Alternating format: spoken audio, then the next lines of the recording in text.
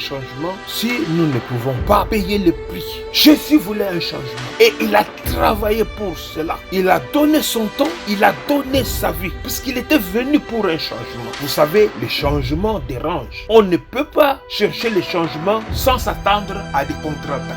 Et si vous voulez amener un changement et notre mode de vie, vous allez vous heurter à des oppositions. Donc il faut être prêt. Et Jésus avait pris la chose très au sérieux. Il n'a négligé aucune chose. Nous jouons au prudent. Nous disons que nous voulons être prudents. Vous savez, les disciples et les apôtres ont payé le prix. Ils ont tout quitté, abandonné pour que l'évangile arrive jusqu'à nous, pour qu'il y ait vraiment un changement. Et nous, aujourd'hui, nous jouons au prudent. Vous ne savez pas, entre la prudence et l'abandon, il n'y a qu'un petit pas. La prudence peut être facilement confondue à l'abandon. En fait, nous avons déjà abandonné et nous nous sommes enfermés entre les quatre murs, caressant nos petits projets d'acheter nos maisons et de sécuriser nos familles. Et nous voulons vivre des changements. Jésus était consistant dans ce qu'il faisait. Il n'abandonnait rien et il négligeait rien. Jésus n'a pas attendu que les autres le fassent pour lui. Le centurion dit, voilà, mon serviteur est malade. Jésus dit, allons. Il s'y rendait personnellement. Nous envoyons beaucoup le Saint-Esprit en notre place. Nous sommes là pour donner les ordres. Nous sommes très loin de vivre les changements. Bâtir les temples aujourd'hui est le synonyme du succès dans le ministère. Ça, c'est l'échec pour moi. Si nous pensons ici, on peut bâtir les temples, mais ce n'est pas ça le succès dans le ministère. Nous bâtissons les temples pour que nous ayons une place d'abri, mais pas pour maintenant observer et considérer que nous avons fait une grande œuvre. Nous sommes là pour les abattre, pour bâtir les temples. Les temples nous bloquent. Nous devenons esclaves lorsque nous bâtissons les temples. Et le pasteur titulaire reste là comme un empereur. Il ne veut plus que personne ne s'éloigne. Si vous voulez vous éloigner, vous devenez un rebelle. Et les temples le bloquent. Ça devient maintenant un sujet pour lui de planifier comment garder ça. Après ma mort, qui va rester avec tout ça? Ça devient une affaire personnelle. Il faut bien réfléchir lorsque nous voulons bâtir des temples.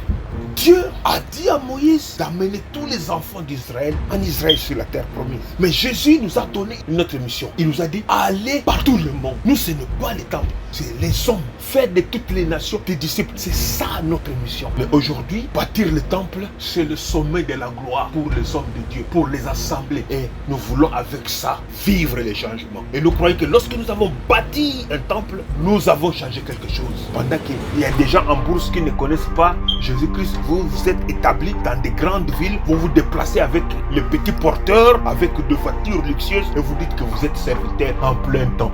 C'est pas comme ça que nous allons amener les changements. Ça, ce sont nos projets. Nous trouvons l'église un moyen pour accomplir nos petits projets en utilisant le nom de Christ. Le Fils de l'homme n'avait pas de place pour poser sa tête. Si vous voulez le suivre, vous devez être conséquent. Nous devons sortir au-delà des 4 murs, au-delà de nos cyclistes, au-delà de nos dominations, parce que nous sommes des pentecôtistes, ça ne change rien devant Dieu. Parce que mon église s'appelle le pas de Jésus-Christ, ça ne change rien. Jésus-Christ est monté, quand tout le monde rentrait chez soi, lui il est monté à la montagne pour prier, et le matin il est redescendu au temple pour faire du bruit, pour enseigner. Nous devons faire un grand bruit, plus que Josué ne l'a fait. Josué a remarqué que tout ce qu'il gagnait pendant la journée, la nuit, il perdait tout. Alors il a fait un grand bruit, jusqu'à ce que le soleil même a entendu son cri. Qu'est-ce que nous faisons pour étonner le monde? Qu'est-ce que nous faisons? Tout ce que nous faisons, ça reste ainsi entre nous, dans nos petites églises. On est fiers lorsqu'on dit au pasteur aujourd'hui, votre message était bon.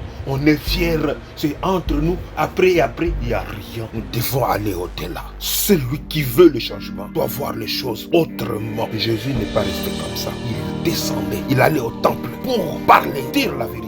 Et c'est là qu'on a mené même la femme adultère après. Parce qu'il a attaqué. Il ne faisait pas comme nous. Samson devait commencer le changement en Israël. C'était lui qui devait commencer la délivrance d'Israël pendant qu'ils étaient sous la domination des Philistins pendant 40 ans. Il est parti demander la main d'une fille philistine. Mais ses parents ne savaient pas que cela venait de Dieu. L'église n'est pas défensive, elle est offensive. Aujourd'hui, nous vivons dans une église défensive qui attend qu'elle soit attaquée pour après faire la prière de l'autorité. Au nom de Jésus, je combattre l'ennemi. C'est quoi ça? Et c'est pour ça que nous allons amener le changement lorsque nous devons attendre que l'ennemi nous attaque. Samson a attaqué, comme Jésus a attaqué. Il a attaqué. Il est descendu dans les camps des Philistins pour prendre une fille en mariage. Cela ne s'est pas arrêté là. Il a lancé le défi, l'énigme. C'était un défi. Il savait que c'est lui seul qui avait la réponse. Parce que c'est lui qui a tué les lions et qui a vu le meilleur sortir des lions. Il était sûr.